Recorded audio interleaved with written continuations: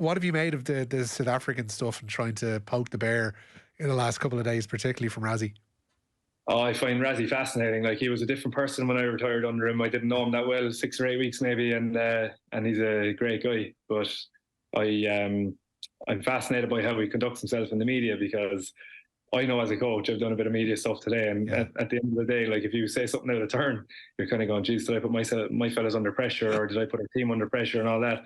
And in fairness to Rassie, he lays out his stall and he just goes at it, and it's a different experience, I think. But I don't know. Like, I probably prefer, if I was him, to be more of the Andy Farrell type and just let the other games happen and look after our own business. But like, he's absolutely very good at it. So I can't really I can't judge him on that. He's a lot more experienced than I am, but he seems to have a way that he just gets away with it, and he also causes people a lot of upset and frustration. You know. John Gilroy in particular. Yeah, well, there is that.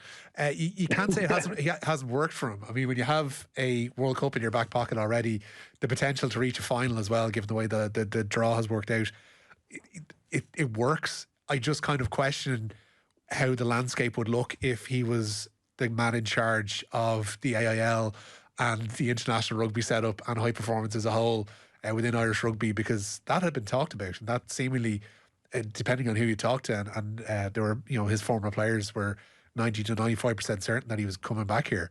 Him being in charge of high performance in this country would have been a unique setup, no? It would be unique. I'm not sure. There are a few seem to not go for anything that it causes too much upset, I'd imagine. So it's probably a funny pairing, but like, Rassie in his own right, he's got the backing of a nation.